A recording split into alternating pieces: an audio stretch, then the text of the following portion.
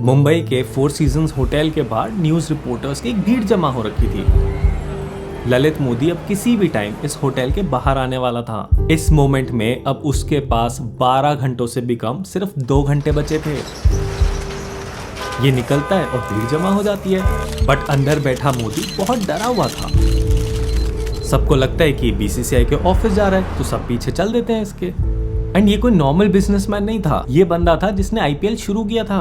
I now declare open the DLF Indian Premier League. पर अभी ये सिर्फ अपनी जान बचा रहा था। आज कुछ घंटों पहले ही इसे एक आदमी ने वार्निंग दी थी कि अब उसके पास सिर्फ 12 घंटे बचे हैं अपनी जान बचाने के लिए। सरकार ने भी हाथ खड़े कर दिए हैं और अब कुछ नहीं हो सकता। इन 12 घंटों में जो भी होना था वो आज नहीं, पिछले 12 महीनों से डेवलप हो रहा था। पर ये एंड मोमेंट में बीसीसीआई नहीं जाता। इसकी गाड़ियां रुकती हैं एक होटल के बाहर, और जब दरवाजा खुला तब पता चला अंदर ललित मोदी तो था ही नहीं। ये एक डीकॉय यानी उसका बॉडी डबल था। ललित मोदी इसके बाद इंडिया में कभी किसी को नहीं दिखा। बट ये बात यहाँ तक पहुंची कैसे?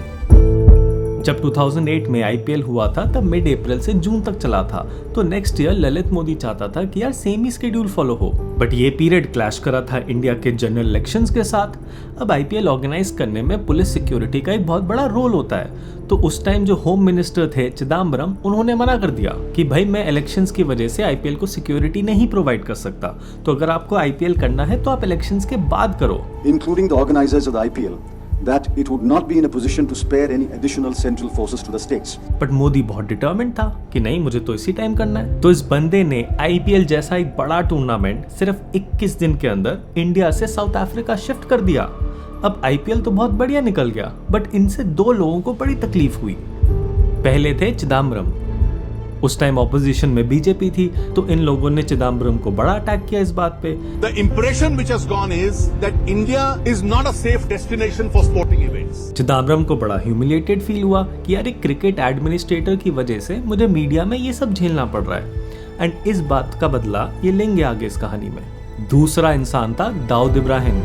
ये अंडरवर्ल्ड अपने लोकल नेटवर्क के थ्रू आईपीएल में सट्टा लगाते थे, तो जब टूर्नामेंट साउथ अफ्रीका शिफ्ट हो गया तो लोकल नेटवर्क बेकार हो गया। प्लस इंडिया और साउथ अफ्रीका में टाइम डिफरेंस भी था, तो और ज्यादा प्रॉब्लम हो गई। उस टाइम मोदी को इतनी धमकियां आती थी अंडरवर्ल्ड से कि इसको Z+ सिक्योरिटी प्रोवाइड करनी पड़ गई थी। पर ये दुश्मनी भी आगे जाके मोदी को बहुत भारी पड़ने वाली थी। ललित मोदी आईपीएल को कंट्रोल करता था। ऐसा कहते हैं कि जब ये मैच देखने आता था तो ऐसा लगता था कि कोई रोमन एम्परर कलोसियम आया है। आईपीएल पूरा इसी का आइडिया था, तो उसे कंट्रोल करने के चक्कर में ये गड़बड़ करता है। 2010 में 2 नई टीम्स आईपीएल का पार्ट बनने वाली थी, पुणे और कोची, और इसके लिए ऑक्शन होना था। अब ललित मोदी का मानना था कि यार आईपीएल की जो ब्रांड वैल्यू है ना, ये उसके टीम ओनर्स से बनती है। जैसे अंबानी, माल्या, शाहरुख खान, प्रीति जिंटा, ऐसे लोग हैं जो आईपीएल की ब्रांड वैल्यू बनाते हैं। तो कल को अगर कोई भी उठ के आईपीएल टीम खरीदने लगेगा तो आईपीएल की ब्रांड वैल्यू ही खत्म हो जाएगी। इसीलिए ये चाहता था कि जो 2 नई टीम्स होंगी ये भी इसके बिलियनर फ्रेंड्स के पास ही जाए, सो दैट इसका कंट्रोल बना रहे आईपीएल पे। अब मान लो कि 10 लोग हैं जिनमें से आप चाहते हो कि 2 ही पार्टिसिपेट करें, बट इन दोनों को आप ओपनली सेलेक्ट नहीं कर सकते, बिकॉज ऑक्शन नाम की एक चीज होती है। ये 2 लोग बाकियों से हाइट में लंबे हैं, तो आपने एक आइडिया निकाला। आपने एक कंडीशन लगा दी कि यार जो भी इंसान 6 फीट से ऊपर है सिर्फ वही बिडिंग में और ऑक्शन में पार्टिसिपेट कर सकता है। तो इससे क्या हो गया कि जो आप चाहते थे पार्टिसिपेट करें सिर्फ वही करेंगे, और ऐसा भी नहीं लगेगा कि आपने उनको ओपनली सेलेक्ट करा है। मोदी ने यही किया था बिडिंग के टाइम। इसने कंडीशन लगा दी कि जिसकी नेटवर्थ 4,500 करोड़ से ऊपर है सिर्फ वही बिडिंग में पार्टिसिपेट कर सकता है। और यही हुआ, सिर्फ अडानी और वीडियोकॉन इन्हीं दोनों ने पार्टिसिपेट किया था। तो यार जब 2 ही लोग 2 टीम्स के लिए पार्टिसिपेट कर रहे हैं तो ऑक्शन का तो कोई मतलब ही नहीं हुआ ना यार।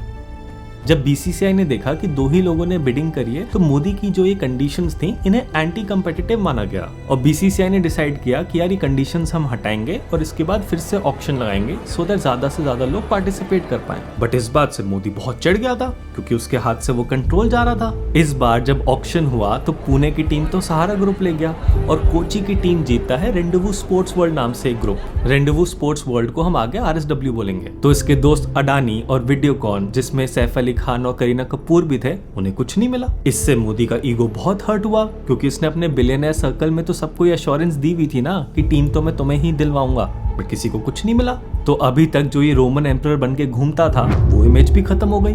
ये RSW जो कोची की टीम जीता था, ये एक्चुअली कई सारे लोगों ने मिलकर एक ग्रुप बनाया था IPL में टीम ओन करने के लिए। तो अब मोदी क्या करता है कि ये पूरी कोशिश करने लगता है कि किसी तरीके से मैं इस ग्रुप में कोई प्रॉब्लम निकाल दूं और इनको डिस्क्वालीफाई कर दूं, सो दैट मुझे इन्हें टीम ना देनी पड़े। तो ये घुस जाता है इस ग्रुप के हर शेयर होल्डर में कि किसने कितना पैसा लगाया, क्या सोर्स है पैसे का, बैकग्राउंड क्या है, ये सब चीजें चेक करने लगता है। इसी काम के लिए ये इस ग्रुप के हर शेयर होल्डर के साथ एक मीटिंग बुलाता है। पर उस मीटिंग में एक शेयर होल्डर थी जो नहीं आई थी, एंड ये उसके पीछे पड़ जाता है कि वो कौन है, पैसा कहाँ से आया, उसके बैकग्राउंड में।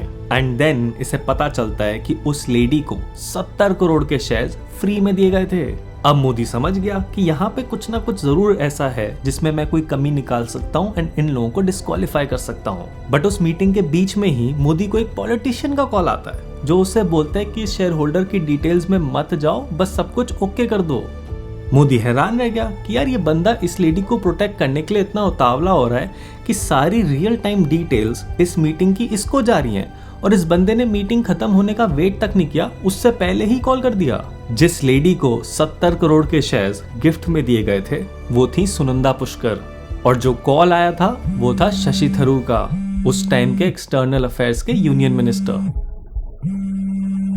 ललित मोदी और थरूर पहले अच्छे दोस्त हुआ करते थे, तो थरूर मोदी को फोन करते थे IPL की बिडिंग और ऑक्शन की क्या प्रोसेस होती है उसकी डिटेल्स लेने के लिए। क्योंकि थरूर केरला से थे तो ये चाहते थे कि IPL की जो कोची टीम है वो केरलाइट्स को मिले। केरलाइट्स को ये IPL का पार्ट बनाना चाहते थे, इसीलिए ये as a mentor RSW group के साथ काम कर रहे थे, और कोई इंटरेस्ट नहीं था इनका, ये बिल्कुल सेल्फलेस थे।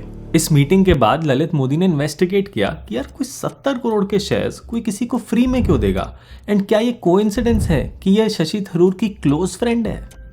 देन इसे पता चलता है कि थरूर ने ही BCCI को अपनी पावर से इन्फ्लुएंस किया था कि ललित मोदी की जो वो कंडीशंस थी उन्हें एंटी कंपेटिटिव माना जाए और वापस से ऑक्शन कराया जाए। एंड इसी वजह से RSW जैसा ग्रुप ऑक्शन का पार्ट बन पाया एंड इनफैक्ट जीत भी गया। एंड क्योंकि RSW ओपनली शशि थरूर को शेयर्स नहीं दे सकती थी, इसीलिए उन्होंने सुनंदा पुष्कर को दिए थे। अब एज पर रूल हर टीम ओनर को डिस्क्लोज करना होता है कि अल्टीमेट बेनिफिशियरी कौन है, तो RSW वालों ने छुपाया था क्योंकि थरूर था असली बेनिफिशियरी। तो फाइनली मोदी को वो रीजन मिल गया था जिसकी वजह से वो अपने ईगो का बदला ले पाएगा एंड IPL पे उसका कंट्रोल भी वापस आ जाएगा। बस अब मुझे किसी तरीके से इन सारी चीजों को एक्सपोज करना है और इन लोगों को डिस्क्वालीफाई करना है। बट एक रूलिंग पार्टी के मिनिस्टर को आप एक्सपोज करोगे और उसके बाद आपको कुछ नहीं होगा, ऐसा हो सकता है क्या? ललित मोदी ट्वीट में बता देता है कि कैसे सुनंदा पुष्कर को शेयर्स फ्री में मिले थे एंड कैसे थरूर ने उसे मना किया था बैकग्राउंड चेक करने से। इसकी वजह से मीडिया में हंगामा हो गया। अब वहां RSW वाले बोलते हैं कि भाई मोदी उन्हें बुली कर रहा है बिकॉज वो टीम उनसे लेके अडानी को देना चाहता है। वहीं थरूर पे करप्शन और अपनी पावर का मिसयूज करने के एलिगेशंस लगने स्टार्ट हो गए। एंड याद है मैंने आपको बताया था कि चिदम्बरम अपनी इस ह्यूमिलिएशन का बदला लेगा, ये वो टाइम था। मोदी के ट्वीट के सिर्फ 5 दिन के अंदर इनकम टैक्स वाले रेड मार देते हैं BCCI और 4 सीजन्स होटल में। मोदी अपना ऑफिस इसी होटल से चलाता था। फिर इन्फोर्समेंट डायरेक्टरेट यानी ED भी इन्वॉल्व हो जाती है, जहां माल्या, शाहरुख, प्रीति जिंटा से क्वेश्चनिंग करी जाती है। And the BJP demands the Prime Minister must sack Mr. Shashi Tharoor. अब सोनिया गांधी और PM ऑफिस से प्रेशर था तो थरूर रिजाइन कर देते हैं। जिस दिन IPL का फाइनल होता है, लास्ट मैच के बाद एक ईमेल के थ्रू BCCI ललित मोदी को सस्पेंड कर देती है। Though the events on the grounds have been an outstanding success, we have had some off-field unpleasant dramas. Modi पे कई चार्जेस लगाए जाते हैं कि कैसे इसने ऑक्शन को रिग करने की कोशिश करी थी, प्लस जो ओनरशिप डिटेल्स होती हैं वो कॉन्फिडेंशियल होती हैं, तो मोदी ने वो ट्वीट कर दी थी तो वो गलत था। और फिर जो सबसे बड़ा झटका लगा था मोदी को कि अब सरकार उसके Z+ सिक्योरिटी वापस लेने वाली थी। और कुछ महीनों पहले ही इंटेलिजेंस से पता चला था कि 2 शूटर गैंग्स ललित मोदी और उसकी फैमिली पे नजर बना के बैठे और फॉलो कर रहे हैं। बट अब रास्ता साफ हो चुका था। आज लास्ट डे था BCCI ने जो भी एलिगेशंस लगाई थी मोदी पे उसके रिप्लाई का। ललित मोदी मुंबई के एयरपोर्ट पे लैंड करता है। वहीं मोदी का पर्सनल बॉडीगार्ड उससे बोलता है कि आपसे कोई मिलने आया है एयरपोर्ट पे। ये थे मुंबई के DCP हिमांशु रॉय। इन्होंने मोदी को बताया कि भाई सेंटर से ऑर्डर आ चुका है और अब तेरी सिक्योरिटी हटा रहे हैं, तो अब इससे आगे हम प्रोटेक्ट नहीं कर सकते। वो अपने आप से उसे 4 सीजन्स होटल तक तो पहुंचा देंगे, बट उसके आगे की जिम्मेदारी इसकी खुद की होगी, अब कोई प्रोटेक्शन नहीं मिलने वाली। एंड उन्होंने ये भी कंफर्म करा कि अगले 12 घंटों में ललित मोदी पे एक अटैक हो सकता है, क्योंकि अब कोई सिक्योरिटी नहीं है। होटल में सुबह से लेकर शाम 5:30 बजे तक ललित मोदी जो BCCI को रिप्लाई करने वाला था उनके पेपर्स गो थ्रू करता है। देन 5:30 बजे ये कॉल करता है उस टाइम के BCCI प्रेसिडेंट शशांक मनोहर को। कॉल पे मोदी बोलता है कि वो सारा ब्लेम उन पे डाल रहा है क्योंकि वो BCCI के प्रेसिडेंट थे, तो उन्हें भी ऑक्शन की सारी डिटेल्स एंड थरूर की क्या इन्वॉल्वमेंट थी उसके बारे में पता था।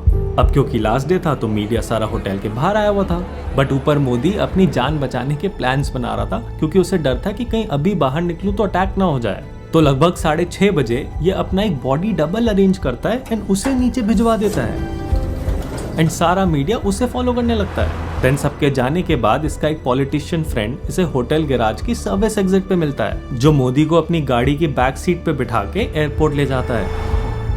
मोदी के पास कॉन्सल जनरल का स्टेटस था, तो बिना किसी पुलिस चेक या वेरिफिकेशन के ये बंदा सीधा अपने प्राइवेट प्लेन में बैठ जाता है और निकल जाता है लंदन।